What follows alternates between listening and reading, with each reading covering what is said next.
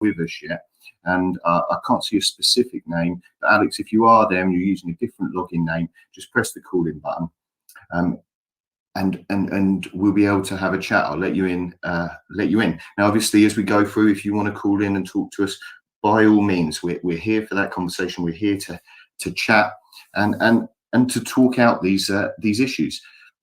Now, some of the things that have been going on today for me at school, it's Thank a Teacher Day. We've been really lucky. A number of our staff have nominated people for different things, and that's really lovely to work in a school that's like that. Where we are, we had that Twinkle Resources who've been doing a lot. Other resource providers are available, but we had a tweet out by them, and it said there, Miss LeMace deserves a huge thank you. She goes above and beyond for every child, genuinely cares for each and every one of them. Apparently that's going to be on a billboard somewhere, so we're really excited about seeing that. As I say, Alex, if you're one of those, I've got Alex64.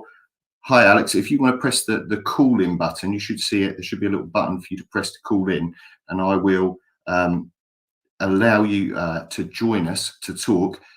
There we go. So I'll just click to let you in. And there we go. Alex, can you hear us there? Let me just see. Right, Alex, it says on mine that you're there. Can you hear me? I can, yes. Alex, welcome to have you here. Now, I gave a kind of a little bit of a kind of hashed introduction there as I was talking over the intro, but can you sort of set the scene for us to sort of who you are and what you do? I said craft historian and lecturer. Is that kind of how you describe yourself? Yeah, I think that's fair enough. Yeah, well, I studied as an archaeologist. So in some ways, archaeology is a bit like the history of crafts. What we do as archaeologists is we spend a lot of our time examining the ways in which past people made things and used things and discarded things, obviously. So oftentimes when you're out excavating, you're finding evidence of past craft work. And in fact, only today I've been working on writing up an archaeological site where we found a lot of pottery. And of course, everyone knows one of the most popular hobbies in the United Kingdom is pottery. So yeah, that's I guess that kind of describes me. I spent some time from around about 2003 through to I think it was 2016, making some shows for the BBC about farming, a series called Victorian Farm, Edwardian Farm and Wartime Farm, where I spent a lot of time kind of up close and personal with Britain's historic and heritage crafts. So that really got me sort of thinking about crafts, and I've gone on to write a few bits and pieces about craft as well. Well, I wanted to ask you about that because, I've seen some of those shows where you're living kind of the experiential things. And in the research for this show, one of our other presenters, Kate Jones, had Alison Peacock, who's part of the Chartered College for Teaching, and they were talking about research. And I'm sure as working at a university, research is important to you as well. So I went and I had a look through on their resource bank to see if I could find some research. And one of the articles that I found from the Cambridge Journal of Education was about children doing this lived experience history in the classroom. Yeah. And obviously you've done that as a kind of as an adult living it. Do you think that's something that we should be doing more of in the classroom, kind of getting to hands with this stuff? Yeah, definitely. I mean, it'll probably come as no surprise to you that I'm a great advocate for the way we teach and learn about our world not being entirely textual, and indeed not in some cases not being verbal either.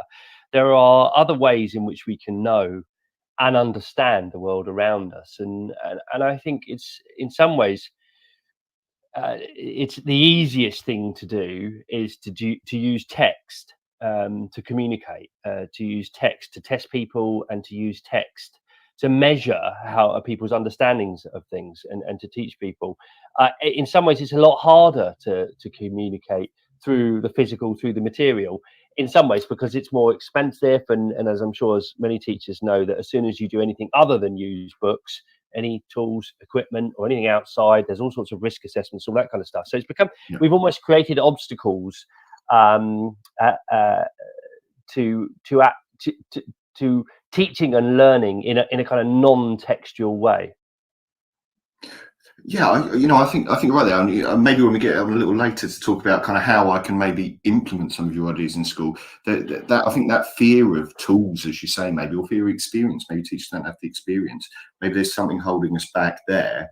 One of the other things I wanted to ask you about, and I know that both of these questions come from previous shows, and it is worth me saying that any of our listeners, if you go to check out our website, ttradio.org, you can listen back to all of our shows. You can also find out about our host, and you can subscribe to our newsletter. But one of our other hosts, Scott, on his show, he's a geographer, and he was talking about at secondary school, this kind of passion for the subject and making it competitive and saying geography is the best. Now, I remember at school, I had to make a choice between geography and history. And now as an adult, I did geography as a degree as well. But one of the things I loved most about it was place names. Okay, and what that told us about a place. And I always bring out that there's a place up in Cumbria, I think it is, called Tor Pen How Hill. And the theory is that that's Tor Hill, Pen, which is hill as well, and How, which is hill, and then Hill, which is hill. And it tells you about the waves of people moving through, or at least allegedly. It's contentious that. What do you think about in sort of secondary schools, particularly that combative nature between having to choose between history and geography? I had exactly the same situation at my high school. I was apparently, because I was quite a bright, I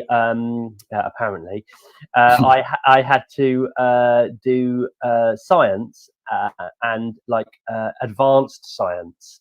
And I could only choose one of history or geography. And I actually threw my rattle out of my pram and had to cut. I was the only individual in the school that had to cut across their lovely, tidy, neat curriculum so that I could do both geography and history.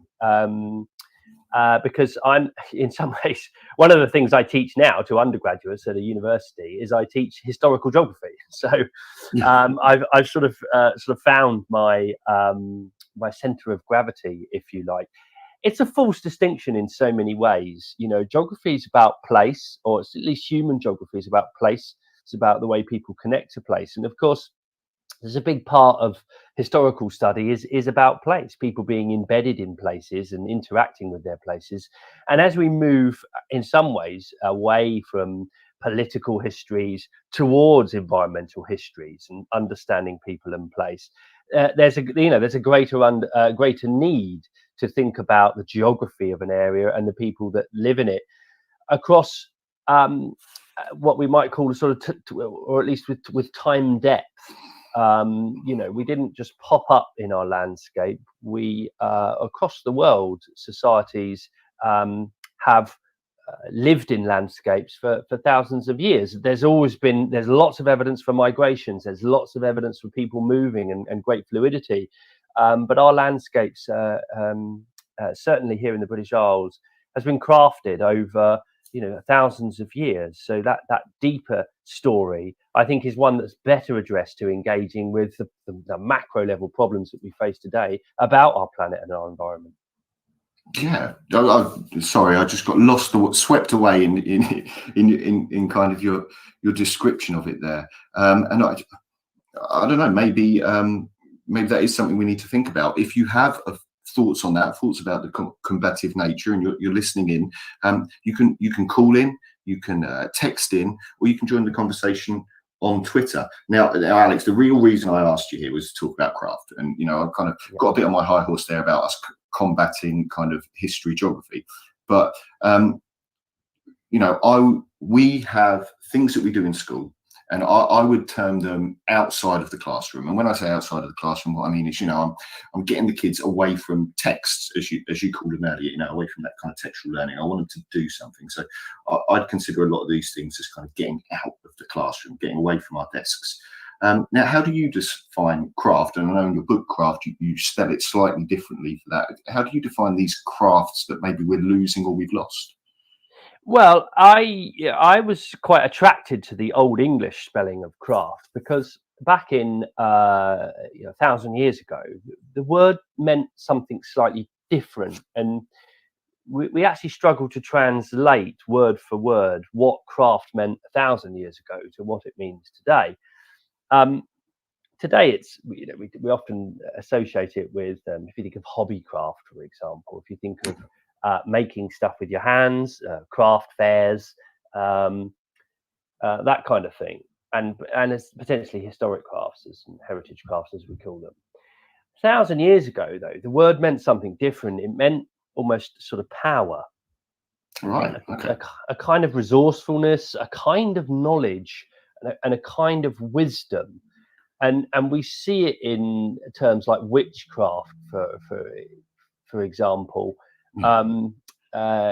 kingcraft as well. I don't know about warcraft. That's a sort of quite a modern concept. The German word craft, spelt with a K, has the same sort of sense that it's a power and it's a strength. And I sometimes like to call it a sort of superpower, if you like. Yeah. Crafting originally was a kind of superpower. It was a knowledge and it was a wisdom.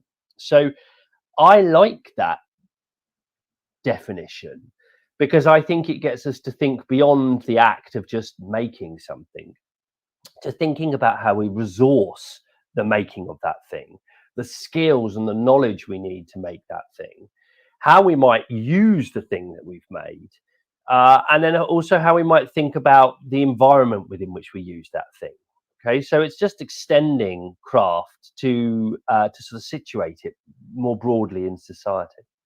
Yeah, that's something that really interests me about putting into our curriculum, because I've shared a bit on Twitter about my past as a adventurous activities instructor, and some of the things that I was starting a fire, building a raft, those kind of things. From my perspective, when I was designing the curriculum, I saw them very much as, I guess, more like survival skills.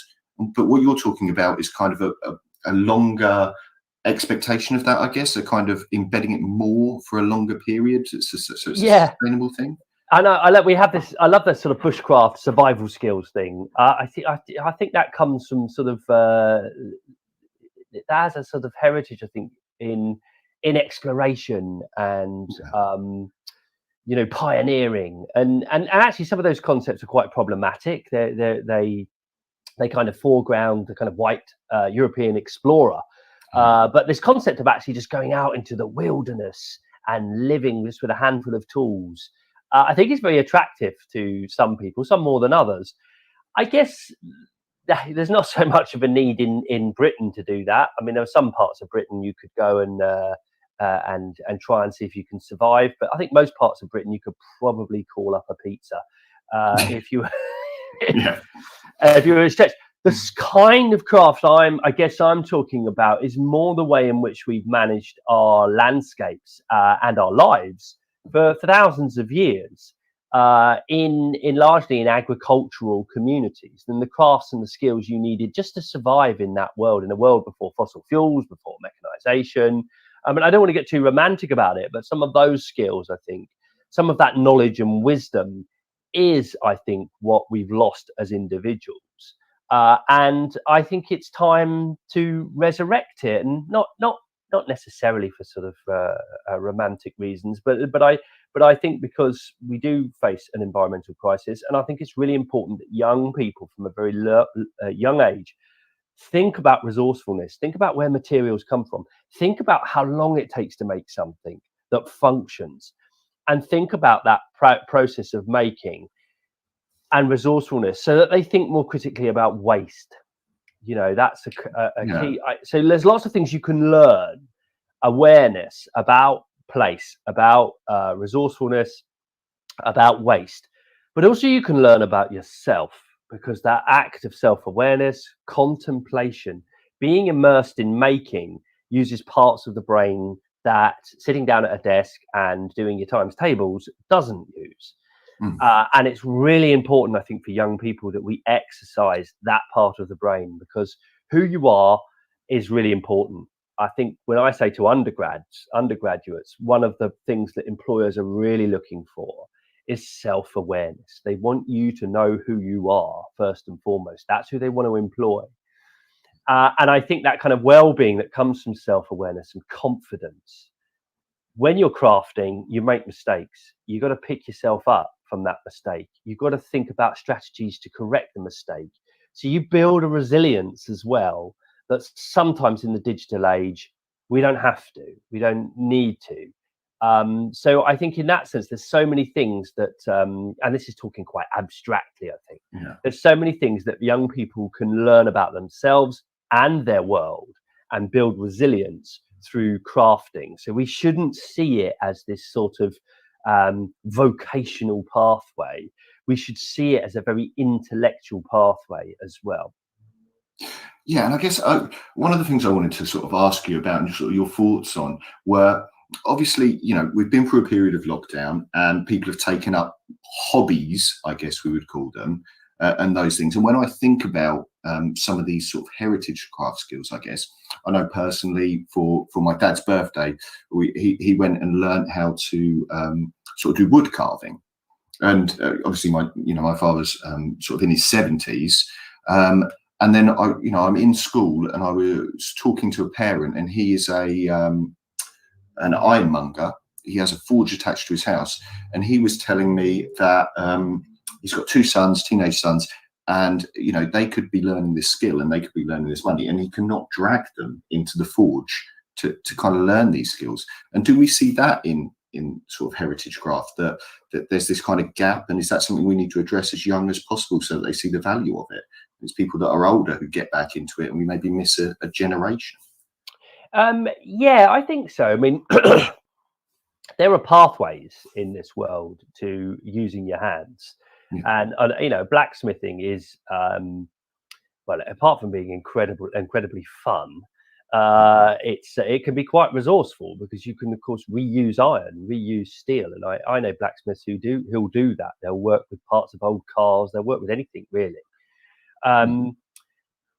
But there are other skills or other jobs and roles in life that require these kind of skills. And I'll just give you one example: the Royal College of Surgeons, for example. Yeah. Eye surgery. Now, the Heritage Crafts Association, one of the most interesting things I think I ever attended was a lecture given by a professor from Roger Kneebone, his name was, from the Royal College of Surgeons. And he talked about the fact that they've got lace makers. Okay, so lace making, a very, very traditional historic craft. They've got lace makers sort of in residence in the Royal College of Surgeons. And in observing the way in which lace makers made this fantastic textile, they observed the way they were using the needles. And actually, there was a problem, and I can't remember the specifics of it. I can't go into the specifics of it. There was a problem within the way in which eye surgeons were tying up where they'd made fissures into eyeballs and the eye socket. There was a problem with the thread, and by observing the way lace makers were using the thread, they were able to adapt their technique to better improve the way they stitched up after operations. So as any surgeon will tell you, having that dexterity, that manual dexterity, and learning it from a very early age does give you an advantage. It means you're better equipped to go into that job. So there's a whole range of work scenarios where you can use vocational skills, but also just that idea of problem solving and resourcefulness. And the well-being of yourself is really critical in the workplace. I mean, we are all increasingly, as I'm sure you'll have found this, especially with lockdown, spending an insane amount of time at computers. And I find it painful, and it has affected my mental health over the course of the last 4 or 5 years, just having to sit at a computer. So I think the society needs to change in some ways, but I think we should be doing these crafts for the value of the skills that we learn in a vocational sense, but also for what it does to us, how it improves us as well as human beings. Yeah, I guess maybe that's where I've approached this show. I'm thinking about my curriculum, and I think you've given me another direction there. If you're listening in, by the way, don't forget you can text in, you can call in if you want to join the conversation to join this. But I think, Alex, you've kind of changed my approach there. So I was approaching this, I think, from a saving something from the past. And I know you're based in Swansea. I trained in Swansea, and we are in Wales trying to save and protect the Welsh language and promote it. And I was kind of going into this thinking, lace making is something that we just need to save, but we're saving it, for posterity, I guess, for want of a better word. But what you're saying actually is, there are things we can still learn from these things, from these skills. Yeah, exactly. I mean, the Heritage Crafts Association has had a fantastic scheme going. It's the Red List of Endangered Heritage Crafts, and you can access that red list. And it's fascinating. Some of the historic crafts from the United Kingdom, and there are lots of things that are dying out. For example, we don't make cricket balls. Believe it or not, we don't actually hand stitch cricket balls in Britain anymore. Wow. Which seems like a complete sin to me. But there's all sorts of crafts. Yes, we need to conserve them because it's just like conserving artifacts in a museum. Conserving the skills themselves rather than just the artifacts is really important. But I also think, we need to be forward thinking. I don't think the case around craft always necessarily should be because something from the past needs saving.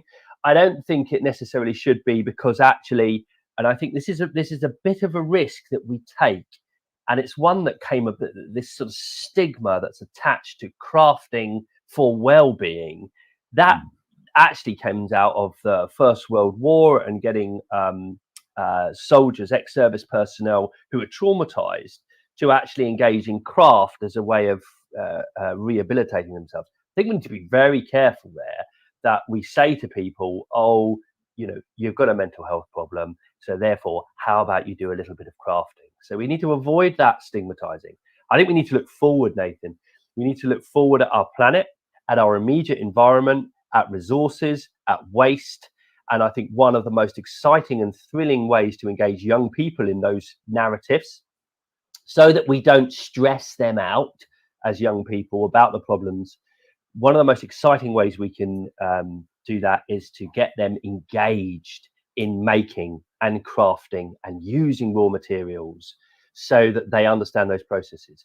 I would, pottery, what a simple one. Get some clay, get some local clay if you can, make some pots, get a potter to come in, set up a kiln, a raku kiln or something like that in the playground and fire those pots.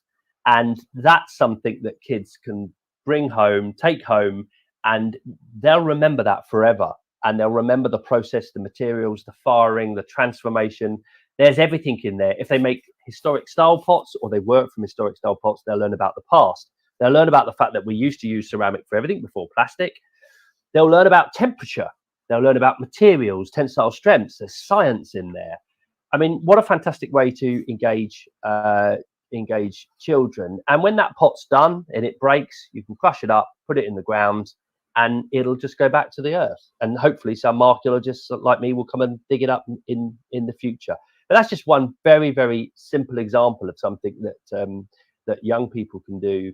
And you can deliver as project work, you can deliver on a range of aspects in the curriculum.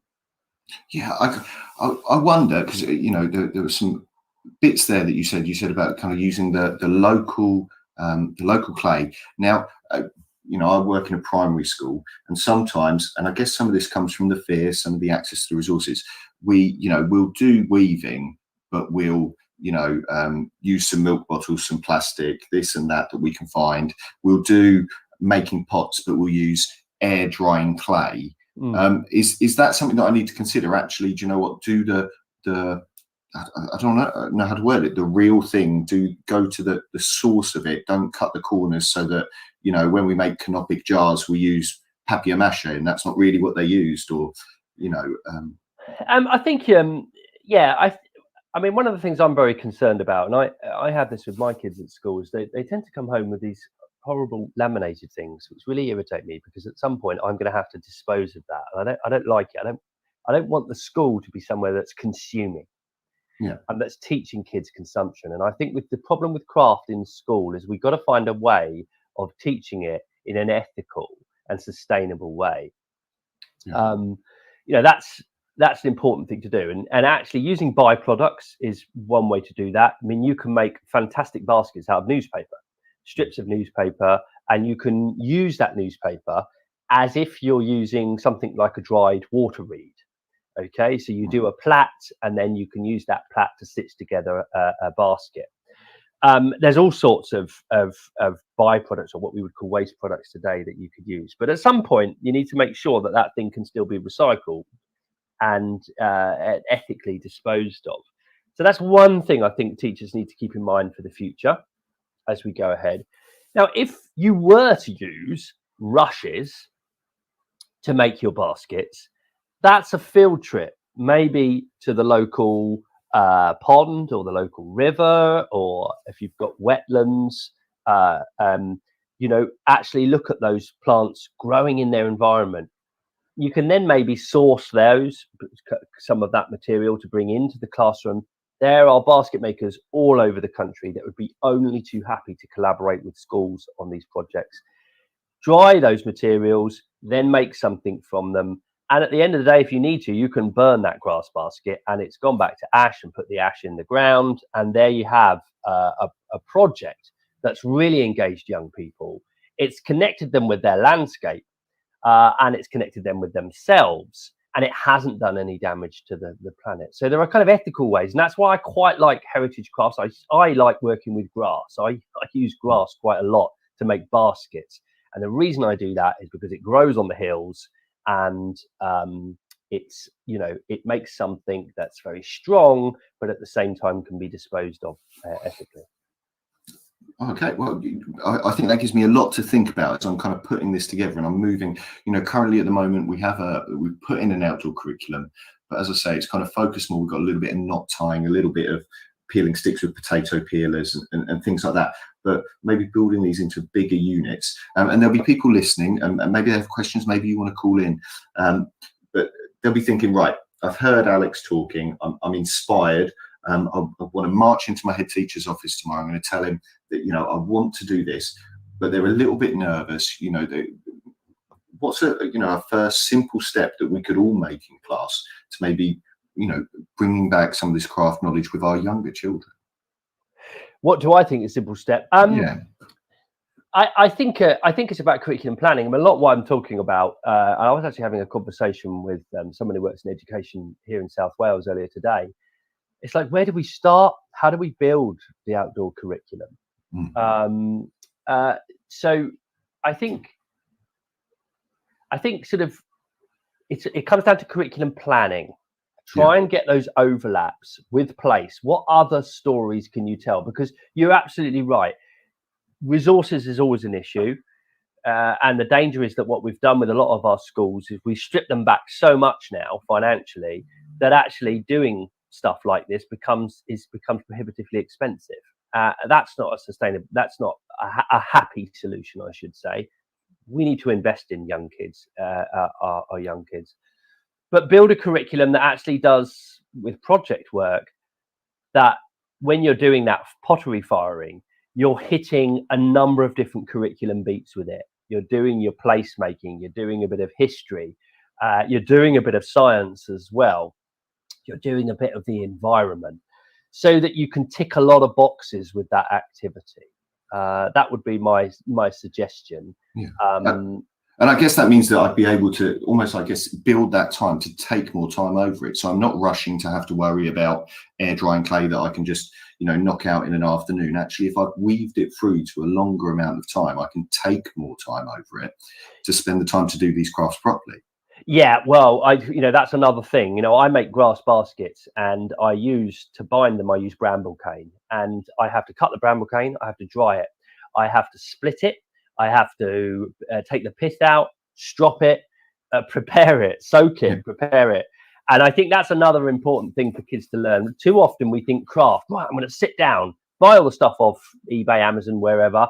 It arrives, you sit down, you make your thing, you're done, pack it up. And actually, I think if you go through all of those processes and build up to the point at which the actual making of something, you've got a longer project. You can string it out very definitely, and have story beats or curriculum beats across the course of a term or a half term. There's not, I don't know if there's a curriculum out there. There's a very, I'm just a minute. I'm just going to take my headphones off. I'm just going to grab a book a minute. If you're just joining us, we're just going through Alex's library at home. Just took my headphones off.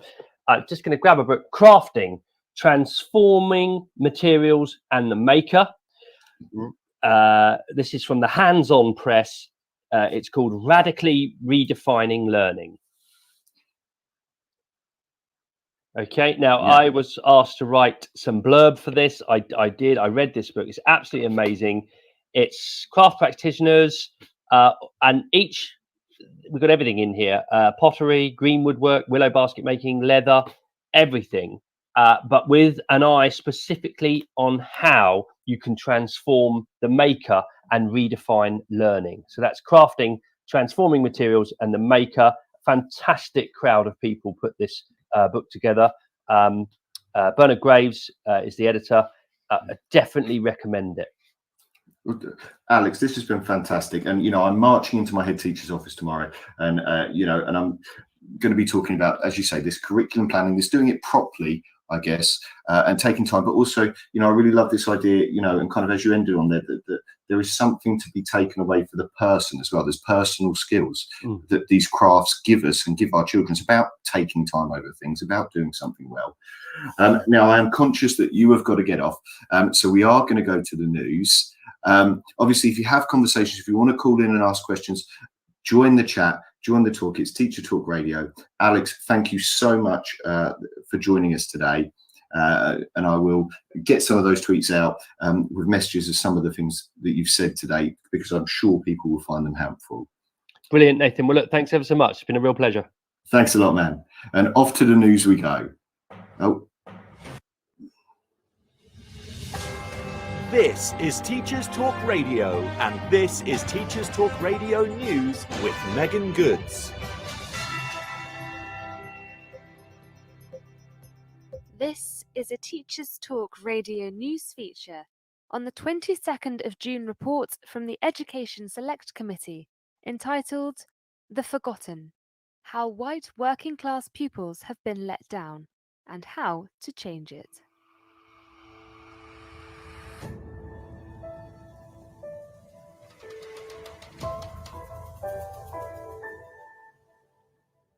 The Education Select Committee have released a report claiming white working class pupils have been failed by decades of neglect in England's education system.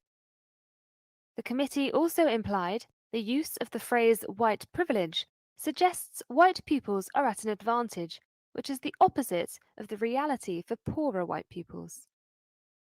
The government has responded by stating it is committed to ensuring no child is left behind. Currently, 16% of white British pupils on free school meals get university places, whilst at GCSE, 18% of white British pupils on free school meals achieved a grade 5 in English and maths, compared with 23% on average for pupils on free meals. The committee chair, Robert Halfon, called this a major social injustice that should not be swept under the carpet. Some of the cultural factors and underlying social problems featured in the report as reasons for the attainment gap included a poor local jobs market and lack of opportunity, the lack of community assets and social organisations, poor local services and transport, families with multi-generational poverty, and disengaged parents with a poor experience of education. The suggestions for rectifying the situation put forward by MPs were to use pupil premium funding to provide more support, to create family hubs to get parents involved with children's learning, to attract teachers to areas that can struggle to retain staff, to ensure that work-related vocational education is available, and to find a better way to talk about racial disparities. The Department for Education responded to the report, saying, "This government is focused on levelling up opportunity so that no young person is left behind. That's why we are providing the biggest uplift to school funding in a decade, with £3 billion in recovery funding and existing plans to increase school budgets. The pupil premium is expected to increase to more than £2.5 billion this year, through which schools can support pupils with extra teaching, academic support, or activities like breakfast clubs or educational trips." The full reports from the Education Select Committee can be accessed at parliament.uk. That was your latest Teachers Talk radio news.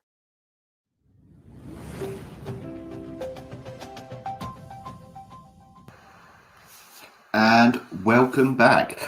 So we've just been hearing from Alex Langlands there about, how I can weave heritage craft back into my curriculum, taking time over it, using natural resourcing, making it sustainable.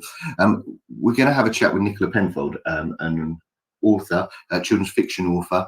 I did see her in the studio earlier on. So Nicola, if you are there and you want to click the call in button, there we go. I think I've got you. So call in and you should be coming through. Nicola, it says you're connected. Can you hear me? I can. Can you hear me, Nathan? I can, loud and clear. You're coming through loud and clear. Brilliant.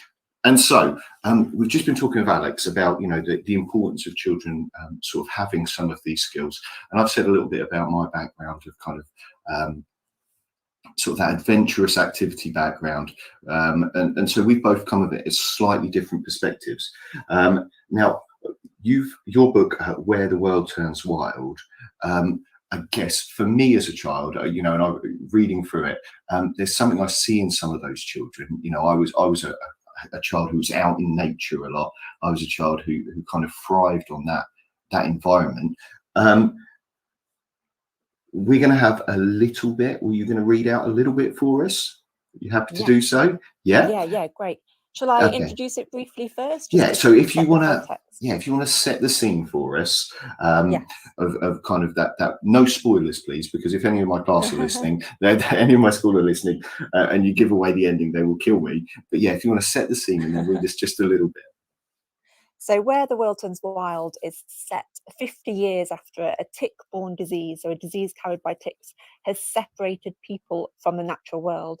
So the only way that people have found to survive is to live in cities that are enclosed off from the natural world. So the natural world is shut away, and these cities have no trees, barely any plants. There are no birds, no animals, and no insects. So it's a world totally devoid of nature. And I suppose my reason for writing the book was I wanted to explore the importance of nature and the connections with nature in our lives. So the disease in the book that's carried by ticks is a device that enabled me to do this and to create this world with no or barely any nature at all. But the second half of the book, which is, I think, my favourite, is where my two main characters, who are Juniper, who's 13 years old, and her little brother Bear, they escape outside of the city into the wild, and then it becomes a journey back to nature. So Juniper and Bear are resistant to this disease for reasons that I explain in the book, but basically they were born outside of the city in the wild, and that's where their parents are, and that's where they are returning to. So I was going to read you the section that you suggested, Nathan. Yeah, that'd be wonderful. So Bear's got in trouble at school. He's 6 years old, and Juniper's come to collect him from his primary school classroom, and Bear's teacher tells Juniper that she has to go to the head teacher's office because he's got in trouble again. Yeah. And this is a scene in the head teacher's office, and the head teacher is called Abbott. Bear's curled in a plastic chair, his eyes rimmed red, his cheeks blotchy and swollen. I rush over. Bear, what's happened? Your family is surpassing itself, June. Twice in one day, Abbott chimes, signalling an empty chair. But Bear's not going to let me disentangle myself now. So I sit in the same chair, and Bear folds himself into me, his head pressed against my chest. He's shaking. I'm afraid it was another disruptive day for your brother, Abbott says, frowning at Bear, who's completely turned away from him, his hands over his ears. Okay, I say, wary, stroking Bear's long, dark locks, the curls the other kids rib him for. I've made several attempts to contact your grandmother. She'll be in the glass house. She never hears the phone in there. Abbott glares at me, his porcelain face cracked like the vases you get in the Emporium, the old junk store just around the corner from our block. Then make sure she checks her messages. We have to come up with a plan. Your brother's becoming increasingly difficult to control. Use his name, I shout silently at Abbott. It's because he hates it, the same way he hates mine. Animals, trees, flowers. Our city forbids them all. So I'm always June to Abbott, plain, ordinary June. What happened? I ask instead. Your brother threw a chair. It could have hit another child. It didn't. That's not the point. He's wild. Abbott leans in closer, and I can smell the carbolic. It's coming right out of his pores. He'd like to be, I say, nervous, wishing Annie Rose was here. She wouldn't hold back, not when it comes to Bear. Well, of course he won't sit at a table all day and be quiet. He's a child. He needs to be outside more. Abbott looks astonished. To him, any defence is just impertinence. I think we've heard enough on that subject for one day. Yeah, so that's a little bit from very near the beginning of the book. Hopefully gives you a flavour. Yeah, I just love that part. If you're listening in and you have questions, remember, text in, call in, join the conversation. But there's just that bit in it where, you know, he's wild, and then that turn on he'd like to be. And there's something there that connects with me as a child, I think, or how I grew up as a child, certainly. Because at school, you know, I was a handful at school. I'm afraid to say I was a handful at school, particularly at primary school. And when I was at home, I was less of a handful, I think, because I was out in that nature. You know, and we've just been through this period of remote learning. Yeah, I know you're not a teacher, but what was your experience of sort of remote learning? Did you? So I've got 4 children. Yeah. The oldest is 14, and the youngest is 6. And then I've got a 9-year-old now. He was 8 actually last year in lockdown. And I've got a 12-year-old as well. Well, she's 13 now, but she was 12, thinking back a year ago. So, I mean, it was hard. I found it really hard as a parent. I had another book to write. They were all doing homeschool. I mean, well, home learning. I mean, the school had set the work. I can't take credit for what they were doing at all. It was the teachers, they're amazing teachers who had set the work. But it was really hard finding, you know, devices for everyone, finding space for everyone. But then in some ways I look back on that time and it's kind of a bit golden in my mind, because they often worked in the morning, and then we were so lucky because we had a garden, and I think that made all the difference. And we would have lunch out in the garden. And of course, last summer it was, you know, it was record-breakingly hot, which is, you know, a worry when we think about the climate crisis. But I think we all needed it last summer, and it really, so I can remember, and I can look back at my photos of that time, and you know, we hung out in local parks and woodlands, and there's a local river near where I live. It's not even a river, it's a kind of urban aqueduct. I live in London, and it brings drinking water in from Hertfordshire. But you know, there were ducks there and coots and moorhens, and I do feel like we did all reconnect a little bit with nature, even though we were locked in a city. In a strange kind of reenactment of the book that I have just released. Yeah, it's very sort of similar, isn't it? I guess you know, that's really interesting to hear, because I think, you know, I've got much younger children. Mine are 3 and 2 now, so they were really young. But we kind of have in our heads this narrative that actually that during lockdown and during remote learning, children were glued to screens. But I guess maybe all of the children weren't, or maybe I need at my school to dig a little deeper to find out actually how many of them were, which ones actually maybe had that experience of you know, a homeschooling that reconnected them with nature. I don't know. It's really interesting to hear that kind of different I mean, I think perspective. I think it depends so much on the family circumstances, because you know, some people had gardens, some didn't. But it wasn't just that. It was some parents had to work, you know, pretty much 9 till 5, and they couldn't take their children out, and so that was really difficult in different ways. Like, you know, we all had different experiences, didn't we? And it was how we got through it. And you know, there were times when my children were definitely glued to screens, And also screens connected them with each other as well. I don't want to totally diss screens for the older two, and that was how they kept in touch with their friends. And they played lots of games like Minecraft. And I mean, it really, in some ways, the computer games came into their own because it gave them a focus and a space to hang out with their friends when they couldn't see them in person. So I don't want to totally diss all that. I think it was important too. But yeah, I think everyone's experiences, there's a cliche, isn't there, that we all reconnected with nature in that time, but I don't think that was the case for everyone at all. And children were told off for playing outside, which was really difficult. Okay, so we talked a little bit about, and I've got a kind of feeling for, I don't want to say I've got a feeling for what your parenting, what you've been doing at home, but where is it that you sort of drew the inspiration for this story, and also, I guess, where do you sort of this idea of reconnecting to nature? Is that something that you're passionate about, something that you had as a child yourself, or something that you want for your children? It's something that I want for my children. I mean, I think I did have it, but I took it for granted, and I don't think, I feel like I didn't learn all the names of birds and wildflowers and trees that I could have done, or if I knew them, I don't always remember them now. I've had to look them up, and I want my children to have greater knowledge. I want them to feel more connected with it, because then they have it for the rest of their lives. And I think I was hearing lots of reports that children today are less connected with the natural world than their parents and grandparents' generations had been.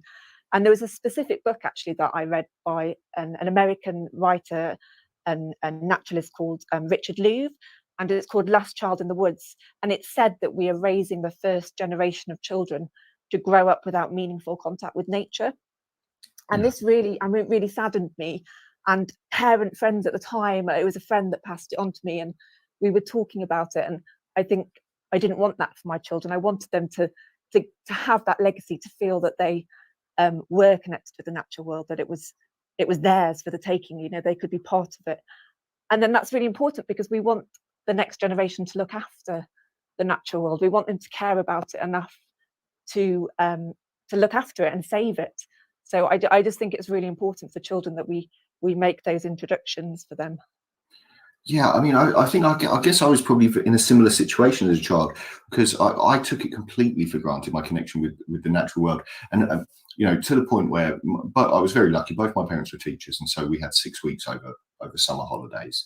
Yeah, me too. Completely to be together. But we had one of those VW camper vans, and we would sling the bikes on the back, surfboards and canoes on the roof, climbing gear in it as well, and we would drive off, and we'd drive around France. We'd drive through Normandy, down surfing down the Vendée, canoeing up the Ardèche into the Alps, do some cycling and climbing, and come back. And I'd come back and go into school and kind of just completely took that for granted. And now when I look back, I think I feel the same, that maybe I wish it had been more explicit about what I should be doing, because now I look at my own children, and I admit I have put them in things like forest school and those kind of things, because I see them, and I as much as I say that, I sound like I have bought them tablets and things as well. I do that, but yeah, there's something there about sort of protecting something that maybe wasn't explicit, I guess, for a point for some of us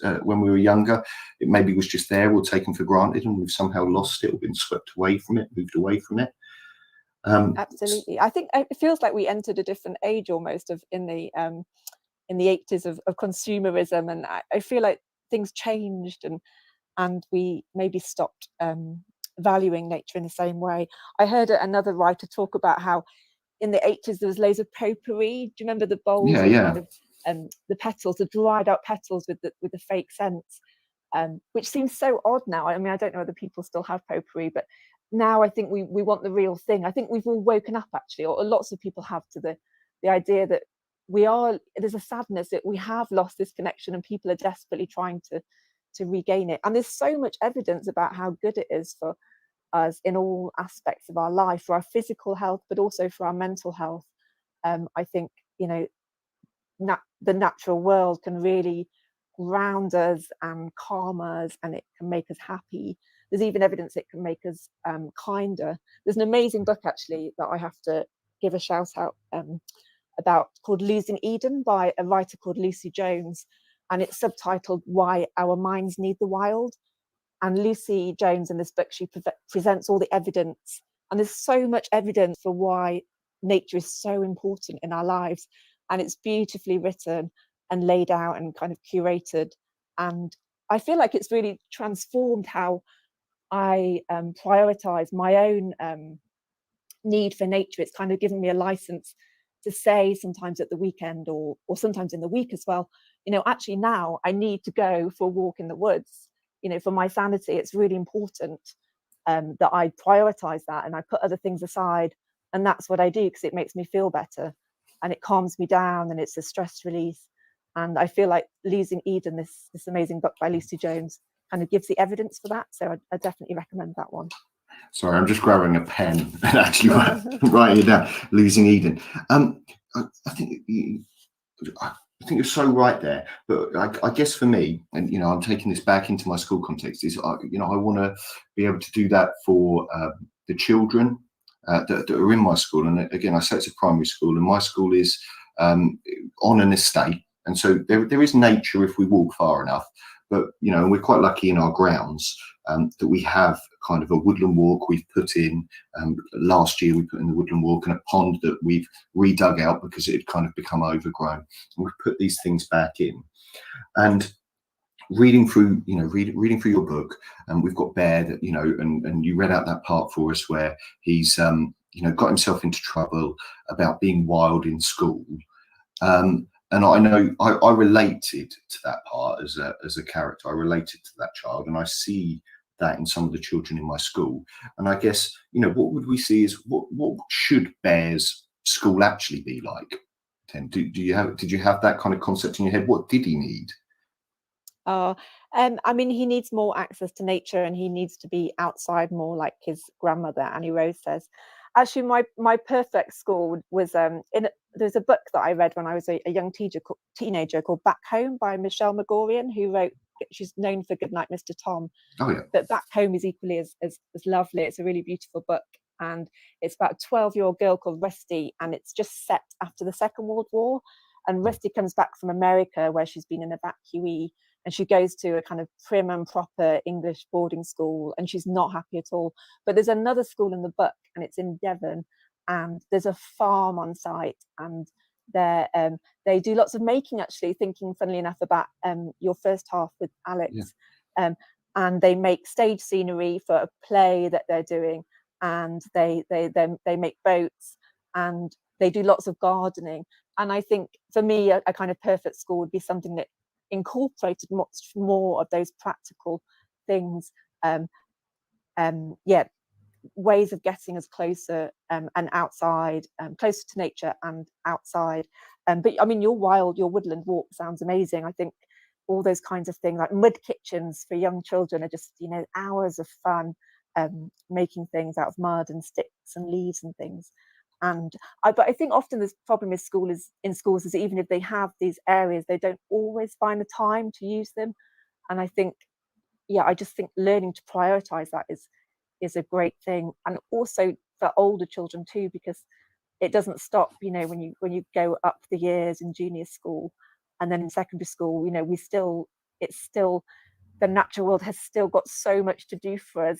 And especially, teenagers are facing a mental health crisis in lots of ways. I think we shouldn't underestimate what access to nature can do for us.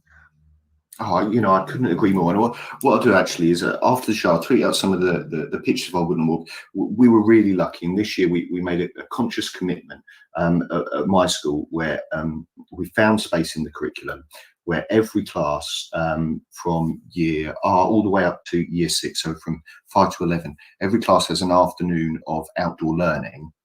And sometimes that splits, so they might only get an hour, but every class, every week, gets an experience of outdoor learning where they're either recognising trees, as I say, learning to tie ropes, some whittling and woodwork skills, although I think after talking to Alex, I'm going to go back and really look at some of our craft things there. But yeah, we built that in. So what I'll do is I'll tweet some of those out for the listeners so that you can have a look at some of the stuff we've been doing. Again, I want to take it a bit further. And actually, one of our classes has been reading for your book, as I say, and warning for spoilers. And that class in particular have been using it as an inspiration to get out, and they have built bug hotels, out of pallets, and they have been planting an orchard for us. So yeah, we kind of are already on that journey, and I think I think there are other schools that will want to take that first step. Now, Nicola, thank you so much for coming in and talking to us. I am going to play some adverts in a second. Remember, guys, if you have any questions and you're listening in, please text them in, join us on Twitter. Listen, it's been so lovely to talk to you.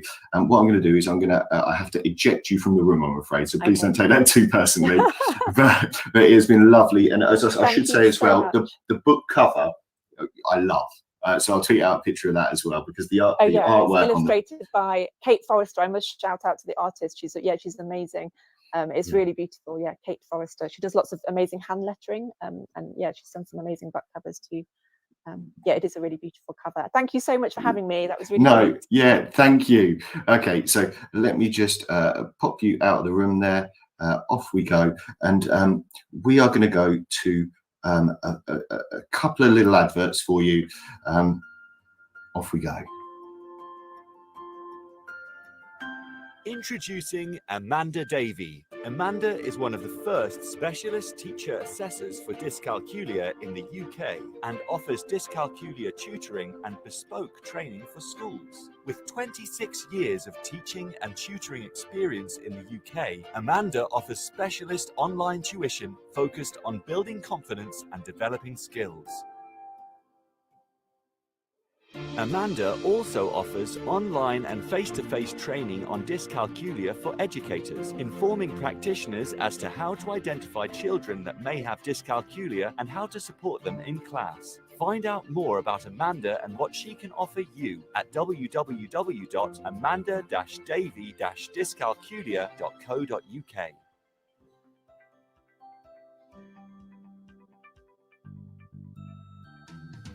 Creative Resources, made for teachers by teachers. At Creative Resources, we've been rethinking what a classroom can be. We've created a huge range of more than 2,500 original and exciting resources that span across more than 15 different subject areas. Whether you're looking for primary or secondary level resources, careers options, PSHE, arts, or humanities, Creative Resources have the resources for you. We offer full curriculum packages and unique, challenging escape rooms themed on topics such as Shakespeare, Tudors, and fractions. We have quizzes, task cards, Tarsier puzzles, and lots more. Better still, more than 100 resources can be accessed for free. Just visit our website, www.CRE8TIVEresources.com. You can get 10% off any order you make on our website by using the discount code TTRadio. Creative Resources, made for teachers by teachers. And welcome back. If you have missed any of our conversations so far, now remember we had Alex Langlands on, and he was giving me some tips, some ideas, talking about the importance, his passion for those heritage crafts. And I need to remember to not say saving, but actually learning from, as he explained to us, and getting those back into the curriculum at a young age, so that we can really get the benefit from them. Really interesting for me as well, making sure that we do it properly. Making sure that we do it in a sustainable way. And so I think I'm going to go and look through our art cupboard tomorrow and have a look, see, have I got too much plastic in there? Do I need to get down to the pond and start harvesting some reeds and some willows, so that I can do that in a sustainable way? So great to hear from Alex. And then, of course, you will have heard from Nicola Penfold as well, who was talking to us about her book, Where the World Turns Wild. And as I say, I really relate to that little boy Bear, and when he's in the head teacher's office and the head teacher is saying, he's wild, and his sister's there saying, well, he should be, he'd like to be, he can't be trapped inside. I just, there's something about that, and that's, I guess, what I want for our children, and in my school particularly, and I guess maybe some of you do too. Now we've got more people joining the studio, and that's great to see. Don't be afraid, text us in. join the conversation. If you have missed the two guests that we've had on today, you can check out our website at ttradio.org, where you can listen back to all our shows. You can find out about the hosts there, and you can also subscribe to our TT Radio, Teachers Talk Radio newsletter. And there is an agony aunt section there where it's talking about observations this week. There's a little bit from James Clark, who was on this morning on the morning show, breakfast show, talking about pride. And yeah, I love not waking up with James. I do have him on in the office first thing, and it wakes me up. It's like a cup of coffee, I guess, for me in the morning. I have it on in my office, so I always listen to him. Great intro music as well from him. Obviously, you can follow us on Twitter, join the conversation there. This week, we reached over 5,000 followers on the Twitter. So you can head there or to the Facebook page to join the conversation. You can call in, or of course, you can text in as well. We've been talking about getting out of the classroom, getting back to nature. It's great to have so many people listening in. One of the things I'm super conscious of is, of course, that, I talk about being from Swansea. If you've seen any of my tweets in the run up to this, you'll see there the beaches in Swansea. I don't sound like I'm from Swansea though. And yeah, unfortunately, if you are listening from Wales, Boroda, Prynhawn and Nostar, depending on where you are in the world, Nathan Gynn Dwi, Dwi'n Saesnig. I'm English, unfortunately. I guess both my boys are Welsh though, and they are super proud that they're going to be, one day playing rugby in red. Certainly their mum is super proud that they'll be playing rugby in red. I think in my heart, maybe I'd still like to see them in white. But yeah, they will be playing rugby in red. And there is something about that Welsh language, something about the education in Wales, which we'll talk about, I guess, in future shows, and the way they put it together.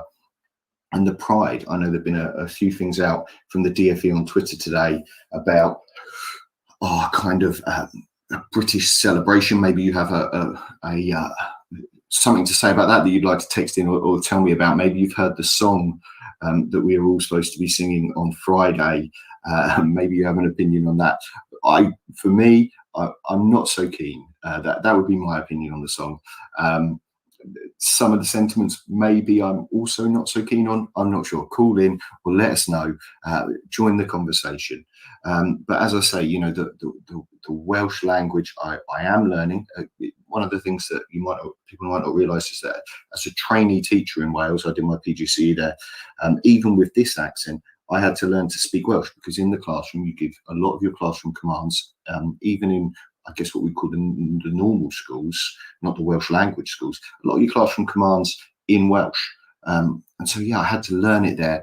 And so, yeah, as I say, I have the Welsh language, but it is filtered through what I guess is a kind of broadly Essex mangle that distorts the way it should sound. Unfortunately, I'm sure if there are any, if you're from Wales, let us know and let me know how I do with my pronunciation, because yeah, it is hard. Something I had to put a lot of effort into. Certainly, my boys, as I say, when they're playing rugby one day in red, they're singing the national anthem. If you haven't seen the Welsh team sing the Welsh national anthem in rugby, if you haven't seen Alan Wyn-Jones screaming out, "My hen vlad van adai, murdering it through, as I say, it's like Danny Dyer murdering the Welsh national anthem, but it is something to behold. So really passionate about that. If you want to give us a message, if you want to have a chat, let me know. Now, as I say, I've been talking about getting out of the classroom. Alex Langlands was telling us about some heritage craft, and Nicola Penfold was telling us about some of her characters in her stories. So I wanted to finish off just with that chance for you guys to give us your ideas, things I should be doing, things I could be doing with this outdoor curriculum as I go through. And I wanted to describe it a little bit of the things that I'm currently doing in school to promote. So one of the things that we found at the start of last year, we had space in our curriculum. Now, maybe you're a primary specialist here. In England, there was a curriculum 2014 change, and they described it as being an 80% curriculum, and it did not feel like us 80%. It felt like they'd given us 120% of the curriculum because the expectations had raised. And so we were struggling to keep up, and it felt like it was too full. And we suddenly got to a stage where actually the kids are more on track, we're more in control of the curriculum, and we've got a bit of space, and we wanted to put something back in. And the thing we wanted to put back in for our context, for our community, is a deprived area where I work at the moment, with lack of access to nature. We wanted to put back in some outdoor learning. So we looked around. We actually based it on a thing called the Wild Passport, which is a lot more structured than Forest School. Forest School does have structured elements, but a lot of it is about about the delivery mechanism within Forest School. It's much more of a kind of exploratory method. Now, we were looking for something that was taught skills, and so we found this basis for our curriculum of taught skills, and it's divided up into sections. And we've got a little section there on rope skills. We've got a little section there on fire skills. We've got the strand that is on woodwork, for want of a better word, whittling and carving. And so they build through like that, and these strands progress through the school, that will one day. At the moment, we're not really there yet because, as I say, it's fresh and you can't just jump in at the highest level. One day we'll see our year sixes actually making chairs in the woodwork element as their final outcome. It has shelter in there, so that they're making ridgeline tarpaulin tents. So we put that in, and that was really good. Maybe you've done that at your school. Maybe that's something you want to call in and join the conversation about. But we had this curriculum. So we've got this curriculum. If you listen back to some of the comments Alex had, I'll be in there tomorrow reviewing it, looking, is it sustainable? Am I using too much of that blue plastic twine? Do I need to get something a little bit more sustainable to really get the most out of it? But we had this curriculum, and we needed a way of getting out there and delivering it. And as I say, we found that time within our curriculum by using afternoons, by splitting some of our groups. We wanted them to have it. So every class then is getting this kind of afternoon, maybe an hour, depending on what the activity is. If it's fire, we do it with smaller groups. If it's using tools, smaller groups. If it's recognizing plants, we might do that with a bigger group for a bit longer. So we do that, and we get them out there. Every year group, every week, they are doing their outdoor learning. And so now we have this kind of progressive curriculum in place. And so part of that conversation is, what are you guys doing out there? Maybe if you're in the chat, you can message in. Maybe if you want to call in and let us know. So I've got that at my school, and really passionate about it. If you missed out earlier, Alex's Langlands has been telling me about how I need to think about how I've structured those things, because I will hold my hands up and say I was an adventurous activities instructor, and I tend to look at it from that survival point of view. So maybe I'm not using the right things in the right way. I'm sure, Alex would laugh at me if I was strapping together a couple of logs to make a raft, and he'd be making kind of a beautiful willow weaved coracle, because those two things are slightly different. And maybe we are structured by that. Maybe we are structured by our experience to look at these things in a certain way. And that's why I love, listening to these talks on Teacher Talk Radio, hearing other people's points of view, hearing your point of view. So message us in, tell us what you're doing at school that is to do with outdoor learning. Now, what we're going to do is we're going to pop to the news quickly, and then when I come back, we'll wrap things up with your questions, your tweets, your messages, before we go off for me to write down some of these notes that Alex has given me, to really vamp up my outdoor learning. So off we go to the news. This is Teachers Talk Radio, and this is Teachers Talk Radio News with Megan Goods. This is a Teachers Talk Radio news feature on the 22nd of June report from the Education Select Committee, entitled The Forgotten: How White Working Class Pupils Have Been Let Down and How to Change It.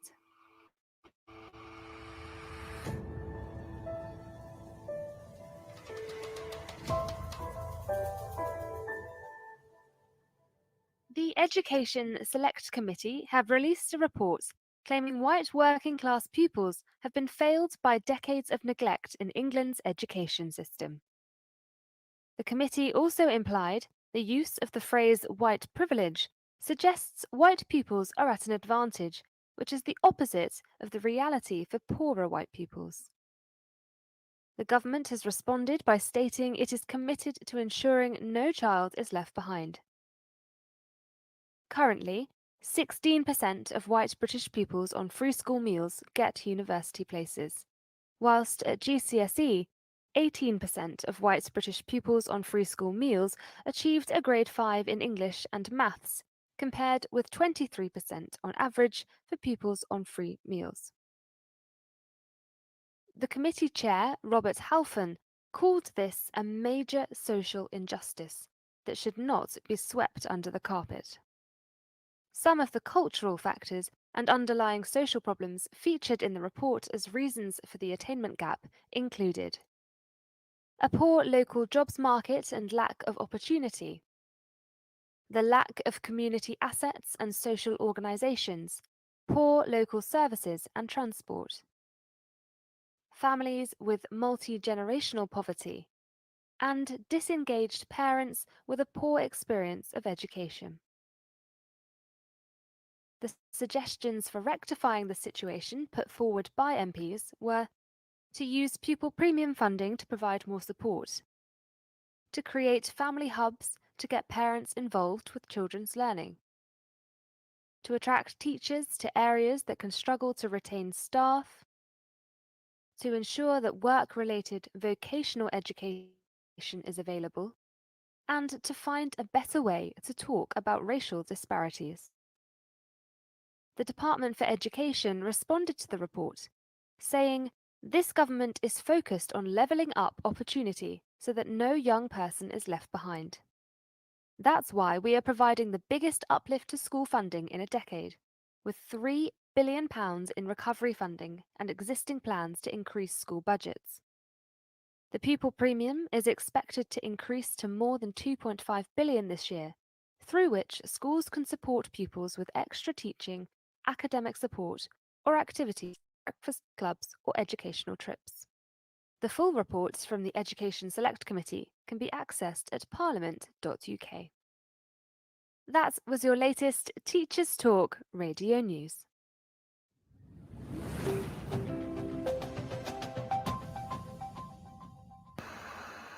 And welcome back. It is Wednesday night. It's the Twilight Show on Teacher Talk Radio with me, Nathan Gynn. I can see you guys entering the studio, and actually I can see there sneaking into the studio Sophie Gynn. That is my sister. Sophie, this is not the way to contact me. By all means, call in. Actually, Sophie, if you do want to call in, Alex Langlands was on the radio with us just earlier, and he was saying that there shouldn't be a divide between history and geography. It shouldn't be combative.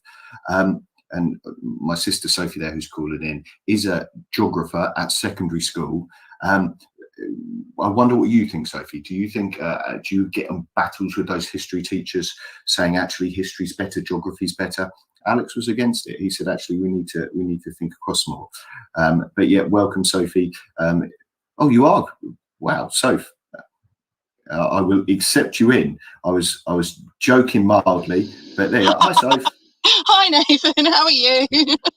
All right, I was embarrassed, trying to embarrass you there. Roger's history there is saying history is better. What do you think, Soph? Well, I've got a badge that I've been given by a student today that is a world map, and it says better than history on it. So I'm not sure the same thing happens at my school. Okay, I feel a Twitter poll coming on. We're gonna have to find out. See, Alex said you have to think of it across both, and you know, I was saying I'm primary, you're secondary. We have our arguments about this. We both do colouring in every day, don't we? We do. We do. As a geography teacher, you're colouring in all the time in the afternoon. You had to choose between history and geography, right? Well, I did history and geography GCSE, and I did history and geography A level. And then when I went to university, I did my geography degree, but my first teaching role was in a middle school. So I taught RE, history and geography. So I teach all of them. Our students are allowed to choose any humanities they want they don't have to choose between any of them. They can do all three if they want to. Wait, we went to the same school. How come they let you choose history and geography, but not me? Oh, maybe because I'm younger. I don't know. maybe they if you know, was there a change? Because me and Alex had to choose. Alex Langland, who was on earlier, was saying he had to choose between history and geography as well. But we've got Sophie here, who said she didn't have to choose. She got to do history and geography. Maybe if you're listening, text us in, and you got to do both.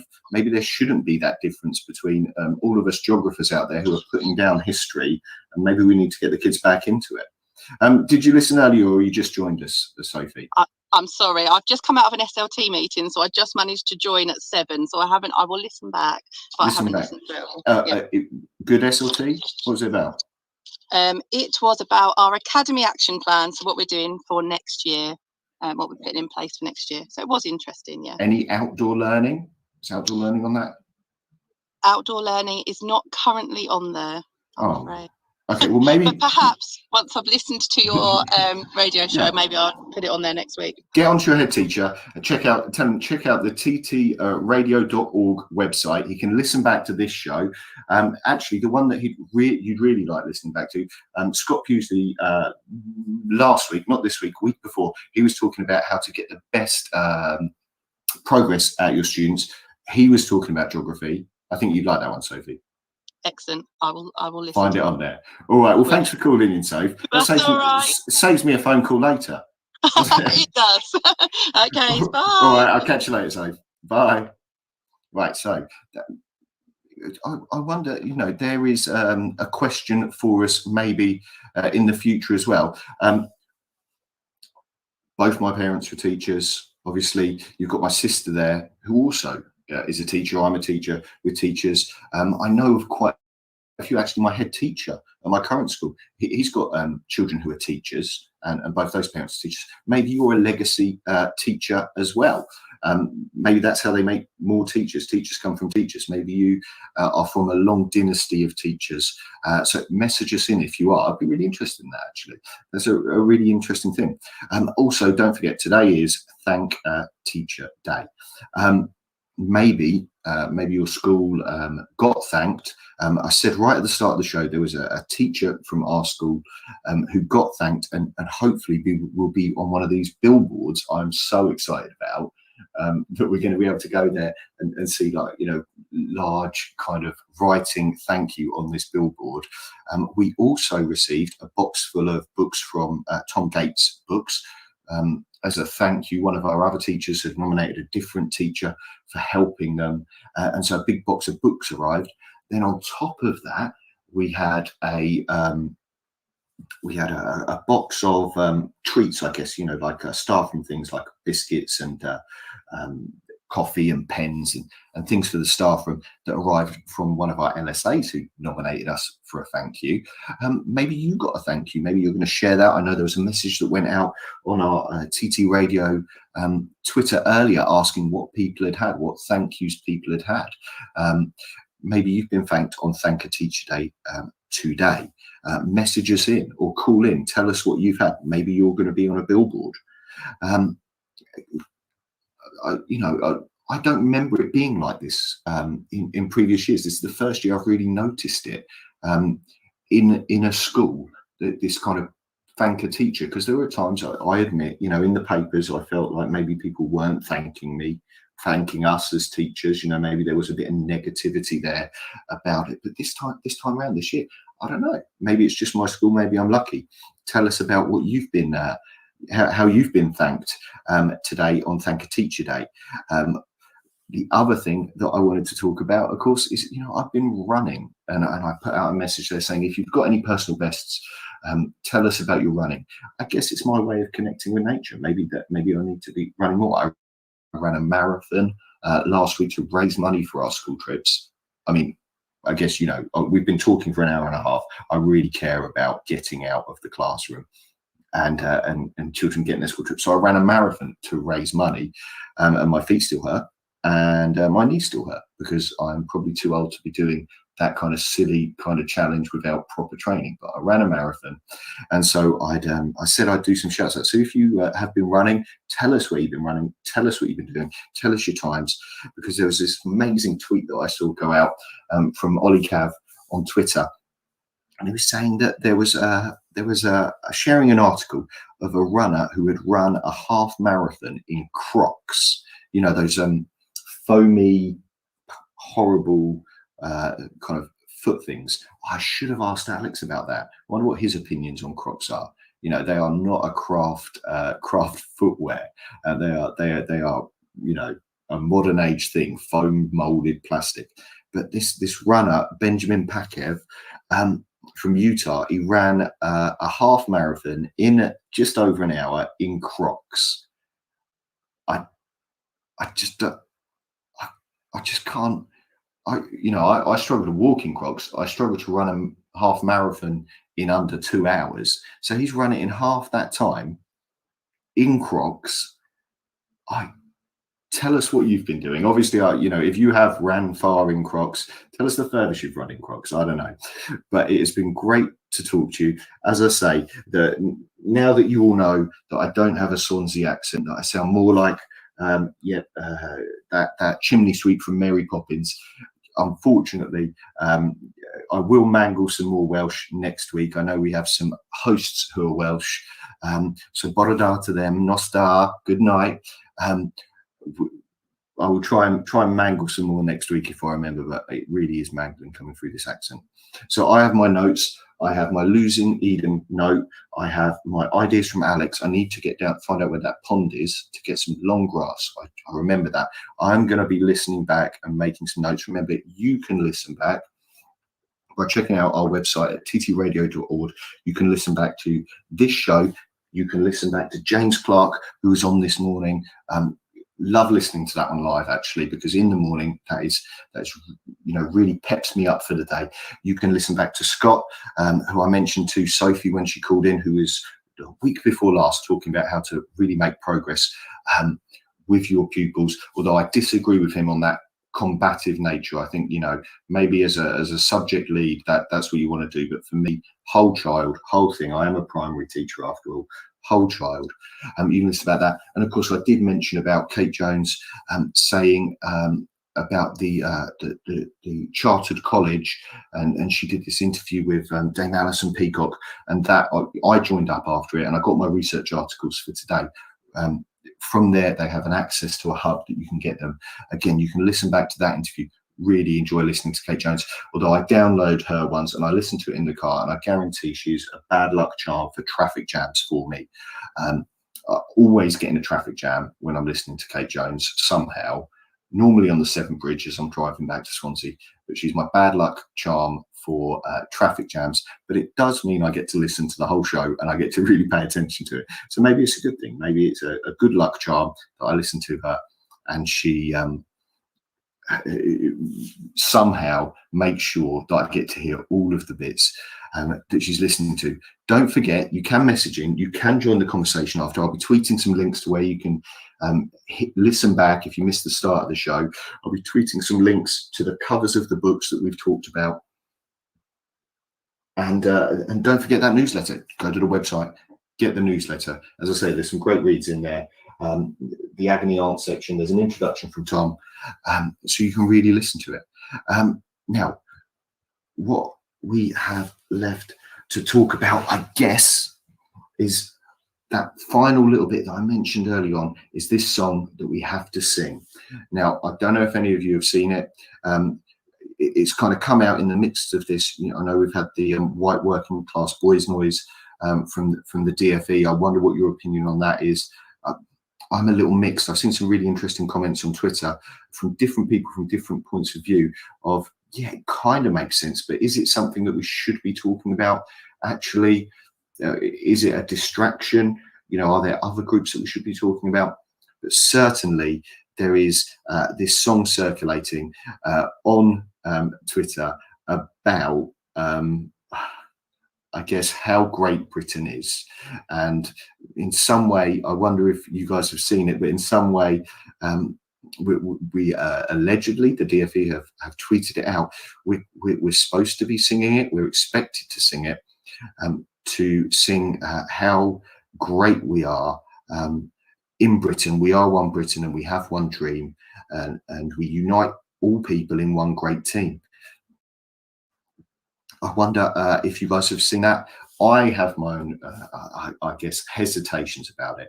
I do wonder, as I say, I trained in Wales, and I'm not sure, maybe you are Welsh. I wonder how the Scottish took it as well, kind of the Department for Education in England putting out there that we are one Great Britain, and expecting us to do it.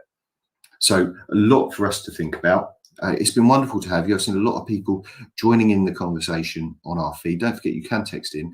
We've had some call-ins. Obviously, my sister called in to save me calling her after the show. It's lovely to talk from her. If you're from a family of teachers, let me know.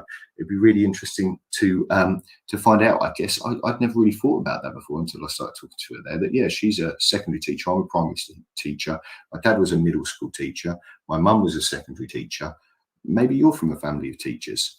So listen, we are going to be leaving it there for the night from me. Obviously, there's more to listen to, so you can join us again, and obviously you can listen back as well. If you disagree, this is Teacher Talk Radio. Call in, join the conversation. If you agree, call in and let us know. I love Teacher Talk Radio for that reason, and it is something, as I say, amazing to join in. But remember, we are here live, so you can listen back's great, but join the conversation live. Now, I'm going to play us out with a little jingle. Let's see how it goes.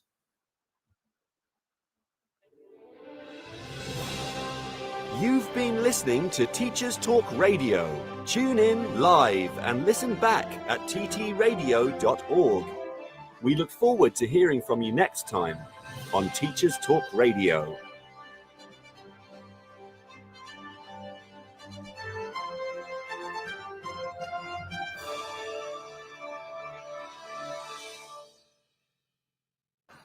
And well, that is it for tonight. Now, there is more. There's the late show that is on tonight, and there is the late show that you can join us for as well.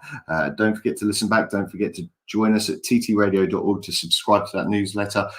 This has been The Twilight Show on Teacher Talk Radio with me, Nathan Gynn, live from Basingstoke tonight, but Swansea in the future, sunny South Wales. Thank you. Good night, Nostar, and I'll see you again next week. Off we go.